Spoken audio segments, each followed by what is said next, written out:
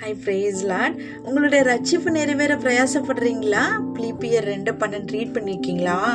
அதனால் எனக்கு பிரியமானவர்களே, நீங்கள் எப்போது கீழ்ப்படிந்திருக்கிறபடியே நான் உங்களுக்கு சமயமாய் இருக்கிற போது மாத்திரமல்ல, நான் தூரமாய் இருக்கிற எப்போதும் அதிக பயத்தோடும் நடுக்கத்தோடும் உங்கள் ரட்சிப்பு நிறைவேற பிரயாசப்படுங்கள் அப்படின்னு யார் சொல்ற? அப்போஸ்தலர் பவுல் பிலிப்பிய சபைக்கு அவங்களை விசுவாசிகளை ஊக்குவிக்கிறதுக்காக சொல்றாங்க. சரிங்களா? அது நான் அவங்களுக்கு மட்டும் இல்லை, நமக்கு கூட தான். என்ன பண்ணால் நம்ம ஊழியக்காரர்கள் முன்பாக மட்டும் கடவுளுக்கு பயந்த மாதிரி நம்ம இருக்கக்கூடாது.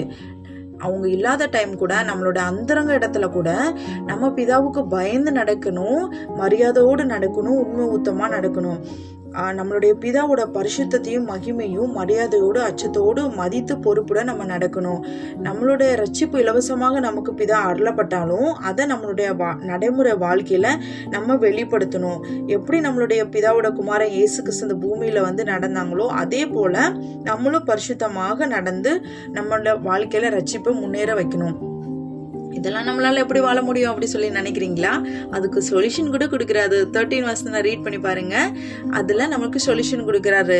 இது நம்முடைய சக்தியால மட்டும் சாத்தியம் அல்ல, பிதா நமக்குள்ள செயல்படுவார். கண்டிப்பா அவர் நமக்குள்ள ஆசையும் அதை நிறைவேற்றவும் வல்லமையும் கொடுக்கிறார். ஸோ இனி நீங்க உங்களோட ரட்சிப்பை உயர்த்துவீங்க தானே?